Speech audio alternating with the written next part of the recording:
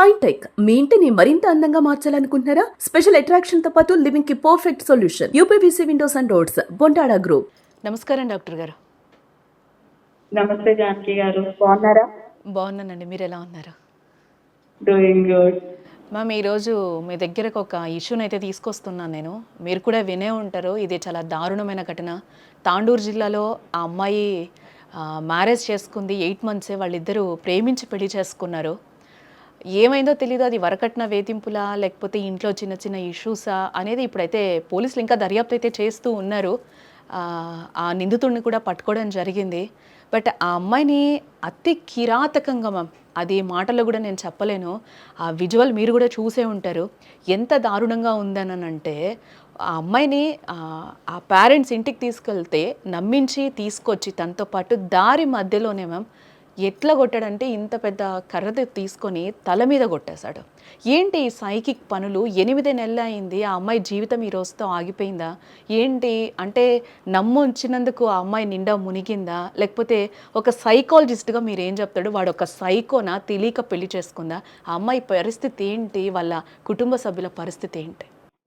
ఇది చాలా బాధాకరమైన విషయం అమ్మ. ఇదే కాదు, దీంతో పాటు మనం రిపీటెడ్ గా చూస్తూనే ఉంటారు. భార్య భర్తల్ని ఏదో అక్రమ సంబంధాల వల్ల భర్తను చంపేయడానికి ప్లాన్ చేస్తుందని, లేదంటే మగవాళ్ళు భార్యను చంపేశారనేది ఇదేం కొత్త విషయం కాదు, చాలా బాధాకరమైన విషయము. పర్టికులర్ గా వీడియో చూస్తే ఈ పర్టికులర్ కేసు గురించి చెప్పాల్సి వస్తే మాత్రం అది తను ఇంటెన్షనల్ గా చేసింది కాదు. ఫస్ట్ థింగ్, ఈ పర్టికులర్ కేసులో ఒక సైకాలజిస్ట్ గా అనలైజ్ చేస్తే తన ఈగో దెబ్బతిందమ్మా. హస్బెండ్ ఈగో దెబ్బతింది.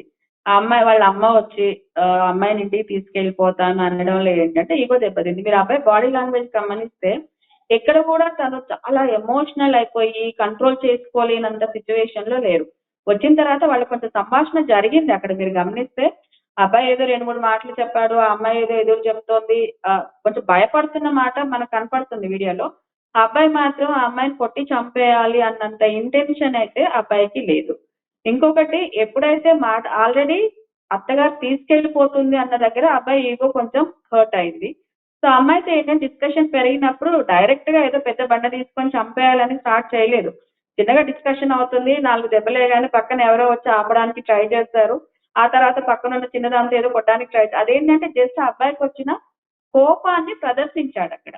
భార్య మీద అంటే ఎదుటి వ్యక్తి మీద వచ్చిన కోపాన్ని ప్రదర్శించడానికి తనకి తెలిసిన విధానం మ్యాన్ హ్యాండ్లింగ్. మనం ఏదైతే తప్పు అంటామో ఒక వ్యక్తిని కొట్టడము అనేది, ఆ అబ్బాయికి ఉన్న నాలెడ్జ్ లో, అబ్బాయికి ఉన్న బిహేవియరల్ ప్యాటర్న్ లో చూసుకుంటే తనకు వచ్చిన కోపాన్ని భార్య మీద కొట్టడం అన్న రూపంలో ప్రదర్శించాడు తప్ప అమ్మాయిని ఏదో చంపేయాలని, అమ్మాయిని కిరాతకంగా అమ్మాయిని ఇది చేసేసేయాలని అక్కడ వేరే వేరే రీజన్స్ అని మనం వింటున్నాం. ఒకటి అక్రమ సంబంధం అంటున్నాము, ఒకటి అబ్బాయి ఏదో గంజాయికి అలవాటు పడ్డాడని, ఇలా రకరకాల కోణాల్లో రకరకాల వార్తలు వింటున్నాం. అవన్నీ ఉండి ఉండొచ్చు, వాటిని నేను అన్ని నాకు తెలియదు కాబట్టి అక్కడ అక్రమ సంబంధం మరదలతో లేదని నేను చెప్పలేను, ఆ అబ్బాయి గంజాయికి అలవాటు పడ్డాడు అనేది నేను చెప్పలేను. బట్ ఆ పర్టికులర్ సిచ్యువేషన్ లో అక్కడ అమ్మాయిని కొట్టి చంపేశాడని ఏదైతే మనం వీడియో చూస్తున్నామో ఆ మూమెంట్ లో మాత్రం ఆ అబ్బాయికి వచ్చిన కోపాన్ని ప్రదర్శించాడు. ఇంకోటి ఏంటంటే అతి కిరాతకంగా ఇది చేసేసాడు అని అనుకునేంత లేదు.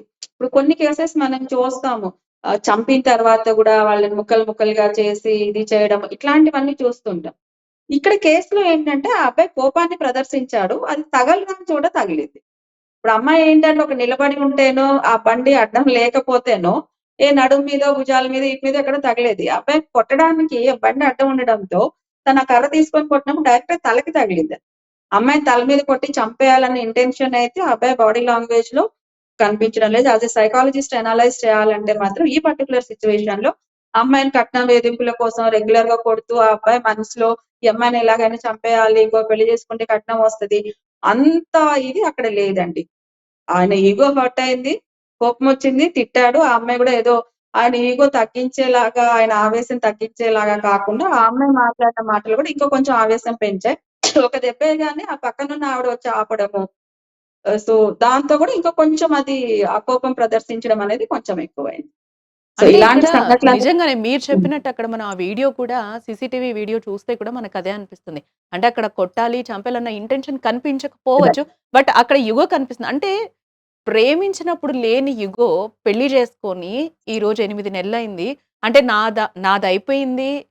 ఏమన్నా చెయ్యొచ్చు అనే ఒక ధైర్యం కనిపిస్తుందా మేడం వీళ్ళలో? నాట్ ఓన్లీ ఈరోజు తాండూరు ఘటన మేడం. చాలా చూస్తున్నాం. ఈ ఇయర్‌లో మనము ఇలాంటివెన్ని చూసాం. దీంట్లో నేనిక్కడ ఫీమేల్ గురించి చెప్పను. అలాగే జెండర్‌నయితే ఇక్కడ నేను చెప్పను కానీ, దీంట్లో లేడీస్ గావచ్చు, విమెన్స్ గావచ్చు ఎవరు ఇక్కడేమో అతీతులు కాదు.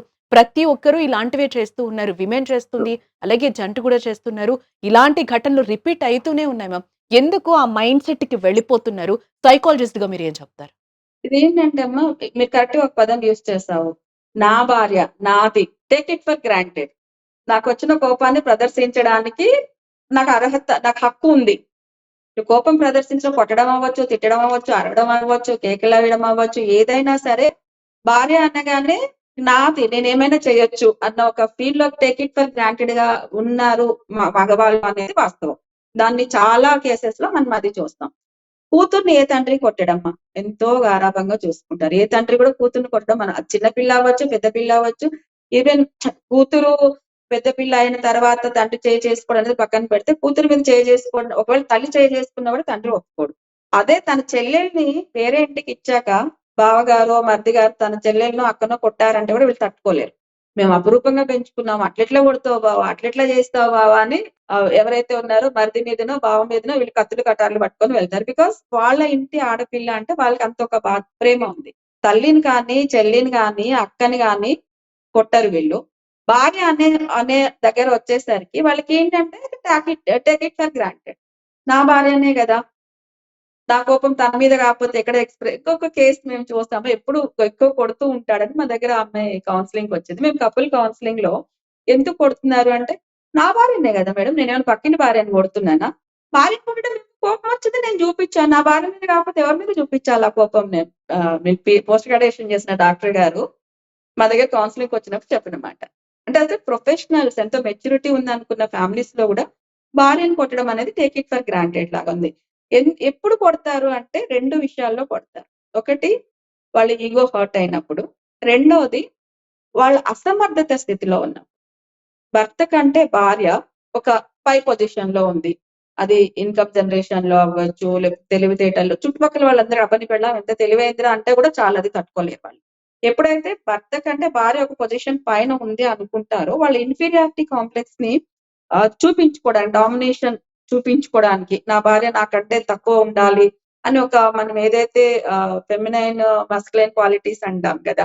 ఈ మస్కులైన్ క్వాలిటీస్ ఎక్కువ ఉన్న వాళ్ళేంటంటే, నా భార్య నాకంటే తక్కువ ఉందని చూపించుకోవడానికి అరవడము, కేకలేయడము, తిట్టడం ఇలాంటివి చేస్తుంటారు. రెండవది, ఎదుటి వ్యక్తి ఇగో హర్ట్ అయినప్పుడు. ఆడవాళ్ళకి కూడా ఇగో ఉంటది గదా! మరి ఆడవాళ్ళకి ఇగో హర్ట్ అయినప్పుడు భర్తని ఎందుకు కొట్టరు అని అంటే, ఆడవాళ్ళకి ఇగో హర్ట్ అయినప్పుడు వాళ్ళు ఎక్స్‌ప్రెస్ చేయడానికి 2 పద్ధతులున్నాయి. ఒకటి కిచెన్‌లోకి వెళ్లి కూరగాయలు కోసేయడమో, లేపోతే గిన్నెలెత్తేయడమో, అంట్లు తోమడం సంథింగ్ కిచెన్‌లో గొనుక్కుంటూ గిన్నెలెత్తేస్తారు. సంథింగ్ వాళ్ళు ఎక్స్‌ప్రెస్ చేయడానికి ఒక స్కోప్ ఉంది. రెండోది పిల్లలు. ఎవ్వరి మీద కోపమొచ్చినా సరే పిల్లల మీద చూపించడానికి వీళ్ళకొక ఆల్టర్‌నేట్ ఉంది. వాళ్ళ కోపాన్ని ప్రదర్శించడానికి. మెన్‌కి ఏమైపోతుందంటే ఆల్టర్‌నేట్ ఎక్కడ ఉంది? వాళ్ళు పైన బాసుల మీద కోపం చూపించలేరు వాళ్ళ కోపాన్ని. సో, కింద సబార్డినేట్ మీద చూపించడం అనేది అది చాలా కష్టమైన పని. సో, పిల్లల మీద అస్సలు కోపం చూపించరు తండ్రులు. వాళ్ళేంటంటే చాలా బుద్ధుల్లాగా గుడ్ బుక్స్ ఆఫ్ చిల్డ్రన్ అనేది మెన్‌కి చాలా ఉంటుంది. వుమెన్ కంటే కూడా గుడ్ బుక్స్ ఆఫ్ చిల్డ్రన్ ఉండాలనేది ఉంటుంది. సో, ఈ ప్రాసెస్‌లో ఏంటంటే వాళ్ళ ఇగో హర్ట్ అయినా, వాళ్ళకి కోపమొచ్చినా, వాళ్ళ అసమర్థతని తెలియకుండా కాపాడుకోవాలనుకున్న వాళ్ళు ప్రదర్శించడానికి దొరికే ఏకైక వస్తువు వుమెన్. పర్టిక్యులర్‌గా వైఫ్. వైఫ్ మీద ఈజీగా కోపం ప్రదర్శించడానికి ట్రై చేస్తారు. కోపం ప్రదర్శించే పద్ధతులు రకరకాలుగా ఉంటుంది. ఈ మధ్య ఏమైపోయిందంటే అది చాలా ఎక్కువైపోయింది. ఇంకొక విషయం కూడా ఇక్కడ మాట్లాడుకోవాలి. ఓపిక అనేది ఇప్పుడు మనుషుల్లో బాగా తగ్గిపోయింది. సర్దుకుపోవడం అనే లక్షణము అసలు చాలా తగ్గిపోయింది నాన్న. గతంలో ఆడవాళ్ళకి నేర్పించాం. భార్యగా వెళ్ళినప్పుడు మీ భర్త ఏం చేసినా నువ్వు సర్దుకుపోవాలి. తనని నీ దారిలోకి తెచ్చుకోవాలి. ఇలాంటివి చెప్పేవాళ్ళు. ఇప్పుడు వుమెన్‌లో కూడా సర్దుకుపోవడం అనే లక్షణం తగ్గిపోయింది. నువ్వెంత అంటే నువ్వెంత. నువ్వు సంపాదిస్తున్నావు, నేను సంపాదిస్తున్నాను. నాకు సెల్ఫ్ రెస్పెక్ట్ ఉంది. సెల్ఫ్ రెస్పెక్ట్‌కి, ఈగోకి ఉన్న ఆ సన్నని ఆ గీత తేడా తెలియకపోవడం కూడా ఒక మేజర్ ప్రాబ్లమ్. ఇప్పుడు ఎవరైనా మనల్ని మనం ఆఫీస్‌లో కూడా చూసుకుంటే మన పక్క కొలీగ్ మనతో 4 మాట్లాడినారంటే తిరిగి మనం అనేస్తాం. దానికి చిన్న ఒక ఎగ్జాంపుల్ ఏం చెప్పొచ్చంటే, ఒక 10 మినిట్స్ వీడియోస్ ఎంతమంది చూస్తారు చెప్పండి ఫుల్‌గా? అంత ఓపిక లేదు. ఒక విషయం ఓపిక గురించి ఒక 10 మినిట్స్ చూడం. ఎస్. ఫార్వర్డ్ చేసుకుంటూ చూస్తాం. ఇప్పుడు రీల్స్ అనేవో చేస్తారు గదా! 1 మినిట్, 2 మినిట్స్‌లో. ఇంతకుముందు 2 మినిట్స్ వచ్చాయి. 2 మినిట్స్ చూసేవాళ్ళు. ఇప్పుడు 2 మినిట్స్ కూడా చూడట్లేదు. ఒక విషయం గురించి 1 మినిట్‌లో చెప్పు. లేదా హాఫ్ సెకండ్‌లో 2, 3 సెకండ్లలో చెప్పగలిగితే చాలు. అంటే ఏది కూడా ఓపికగా, స్టేబుల్‌గా రిసీవ్ చేసుకునే ఇది పోయింది. మనుషులందరికీ మెన్ అవ్వచ్చు, ఉమెన్ అవ్వచ్చు. ఒక విషయాన్ని ఎదుటి వ్యక్తి చెప్తున్నప్పుడు ఓకే విందాము. ఇప్పుడు ఆ అమ్మాయిని వాళ్ళ అమ్మగారు తీసుకెళ్ళిపోతున్నారు.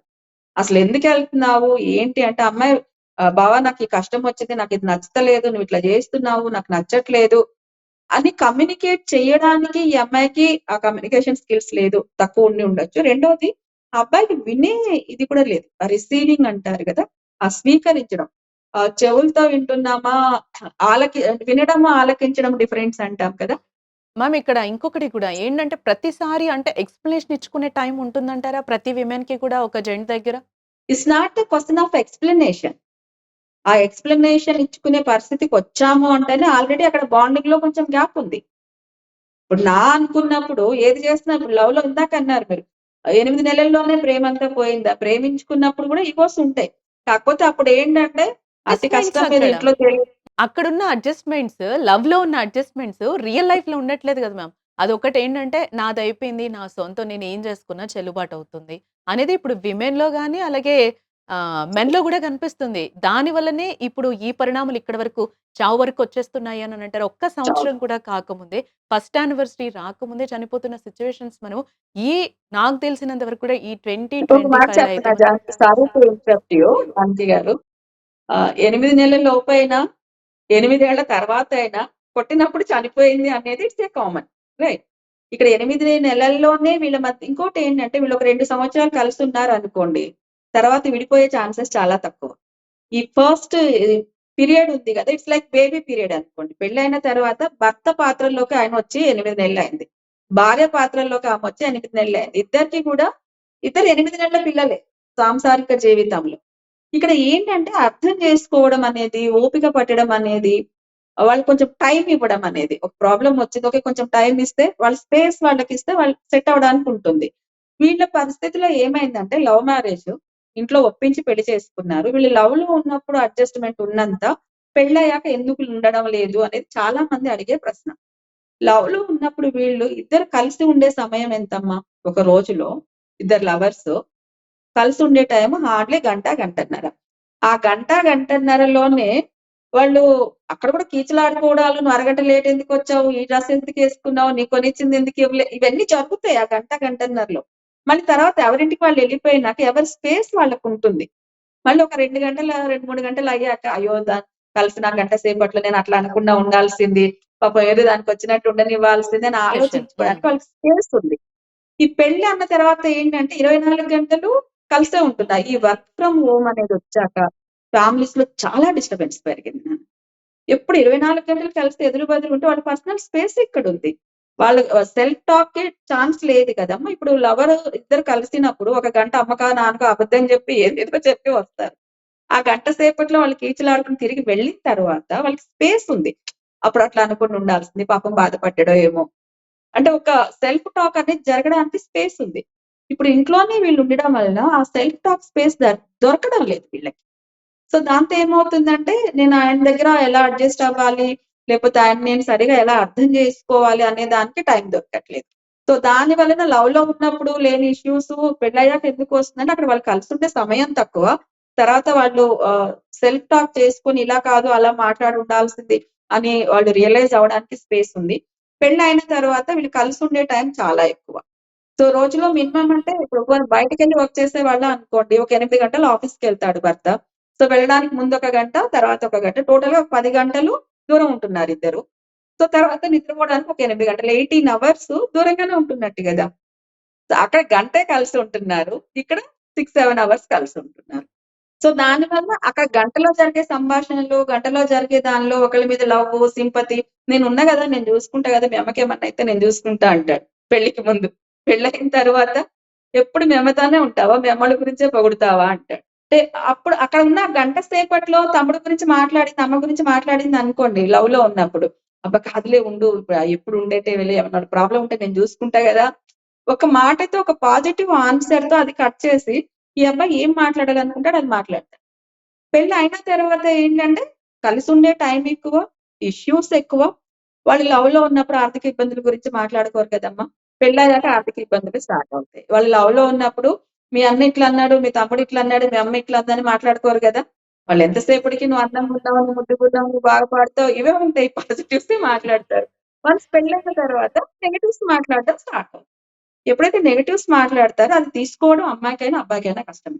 మొన్నటి వరకు ఏమో నువ్వు అంత మంచిగున్నావు, ఇంత మంచిగున్నావు అంటారు. ఇప్పుడు చూడు ఇట్లా అంటున్నాడు.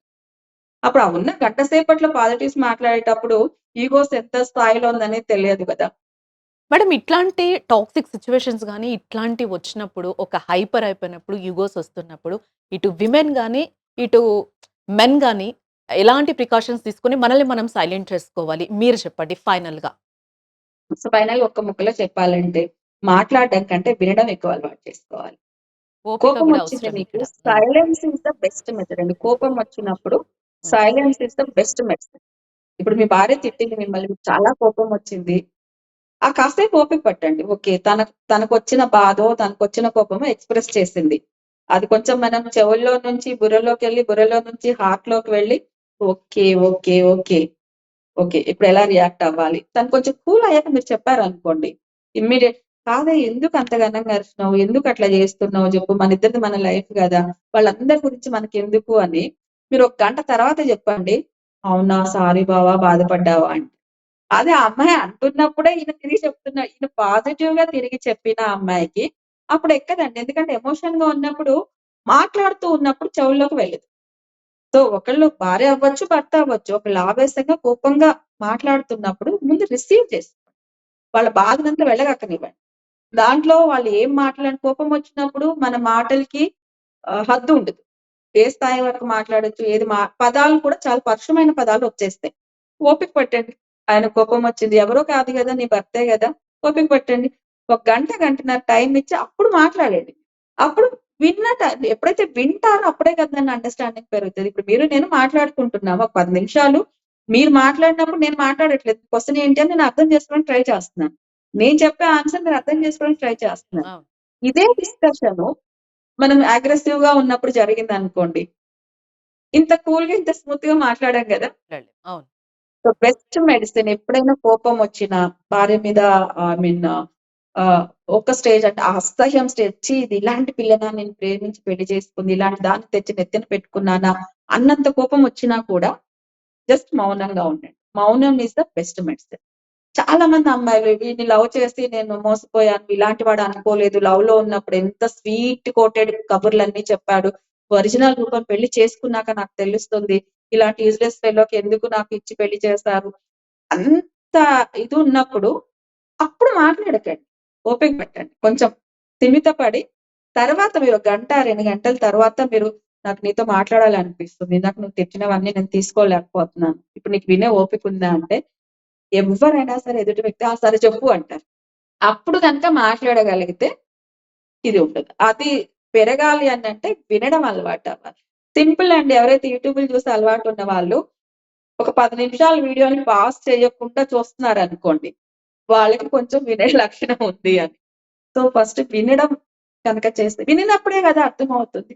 ఎదుటి వ్యక్తి మనకు అర్థమవ్వాలంటే వాళ్ళు ఏం మాట్లాడినా వినడం అనేది బెస్ట్ మెడిసిన్ అండి. Okay madam. Thank you so thank you Janaki గారు.